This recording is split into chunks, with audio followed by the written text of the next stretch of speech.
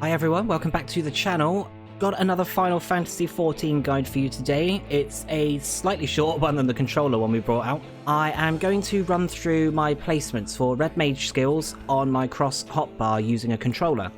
I've always played on PS4, before that PS3. I've just recently moved over to PC and I'm still using a controller just because it seems easier for me. I know it sounds really silly. There's a lot more customizability on a keyboard, but it's something I've got used to. I prefer the controller because it is ingrained in my muscle memory. So my Red Mage hotbar, if I pop my weapon out, looks like this. All hotbar setups, whether you are on a keyboard or a controller, are down to the person playing. They are really individual. So something I've got placed on my L2 set, for example, here, might really conflict with another player because they just can't get used to it, they just don't like it, or it's not where they have it. So although I'm going through my entire hotbar setup, do bear in mind it's not perfect. It is for me, but it won't be for possibly anyone else. Just wanted to share where everything is because I feel like it's very easy to continue my rotation throughout a fight without jumping all over my controller. So if I quickly go to character configuration and we will run through my controller settings very quickly. I'm just going to scroll down, pause it if you need to. These are the settings I use on custom, and these are the settings I use on cross.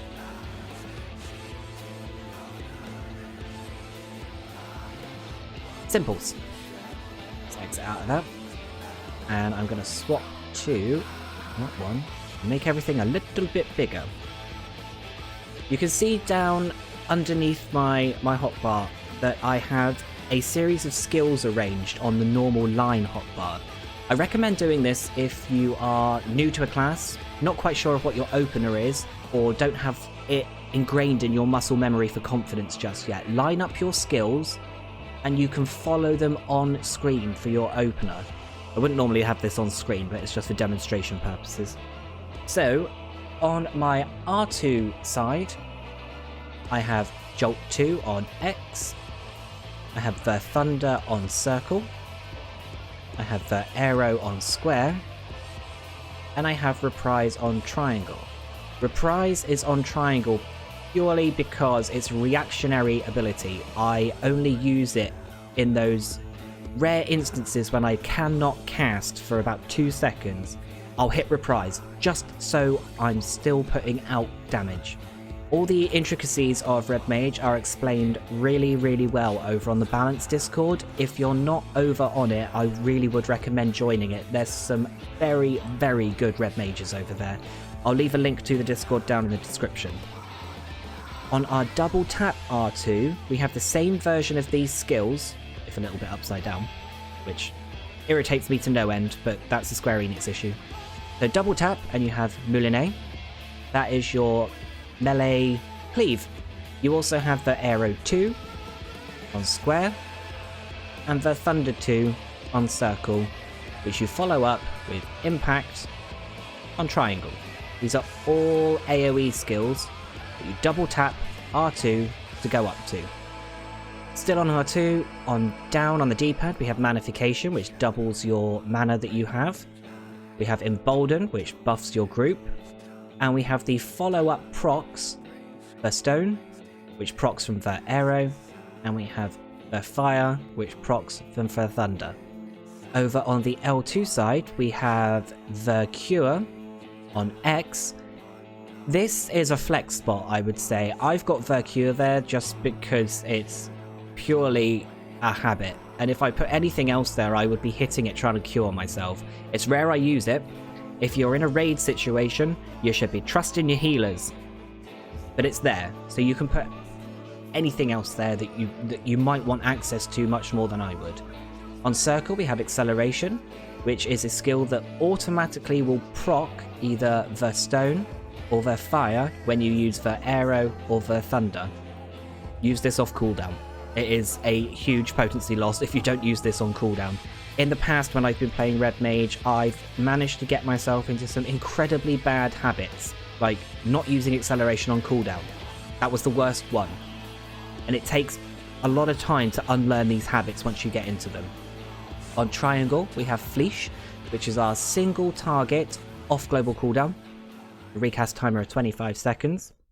And on square, we have Swift Cast, which is a roll action, but it allows you to cast without a cast time any other spell.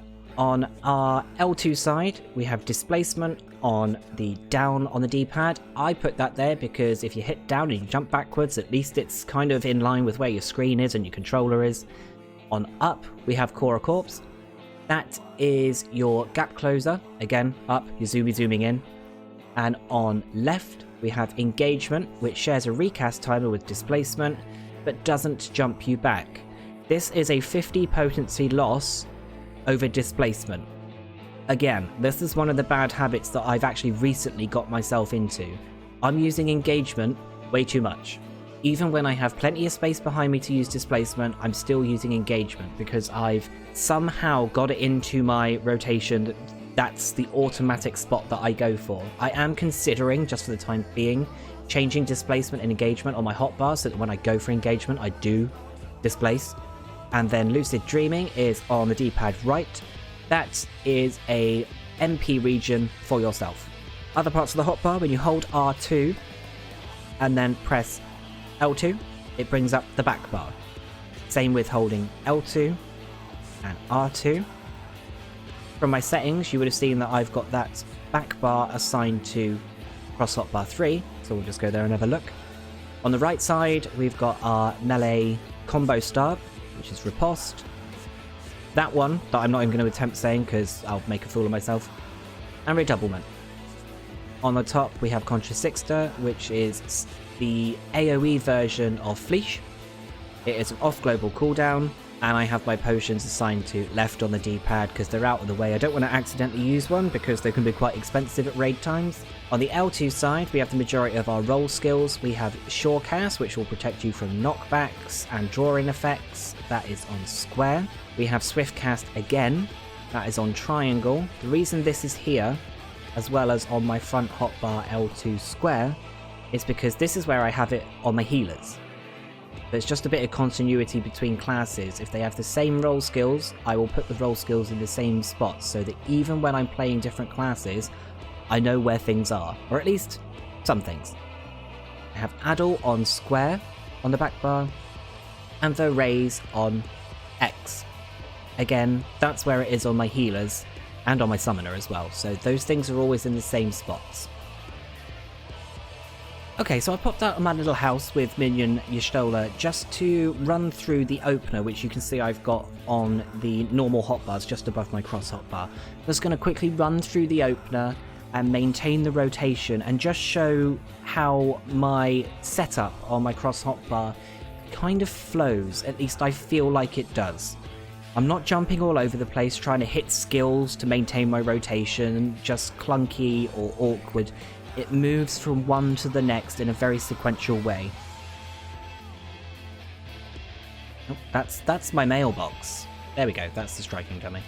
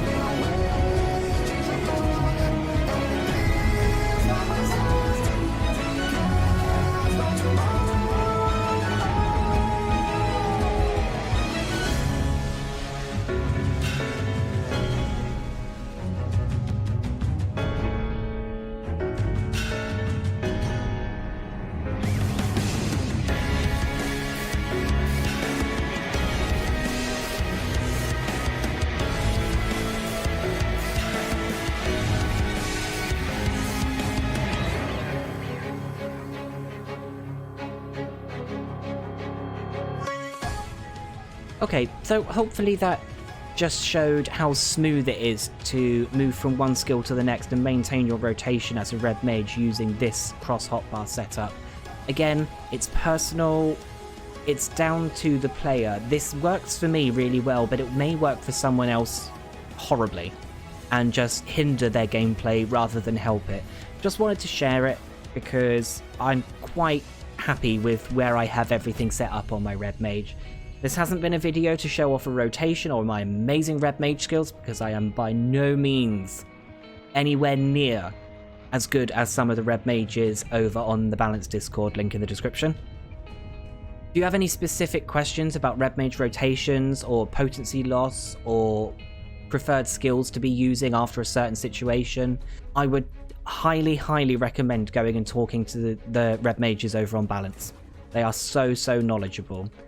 This has just been a cross hotbar setup guide, tutorial, kind of, just showing off where I've put things. I hope it's been at least a little bit helpful, or you've managed to see something in your own hotbar that you might like to adjust. If that's the case, smash the like button, because YouTube likes likes, and yeah, so do I. I will hopefully be bringing out a few more of these short guides, just with some more cross hotbar setups for the other classes in Final Fantasy. I will see you guys in those. Goodbye everyone, have a great day.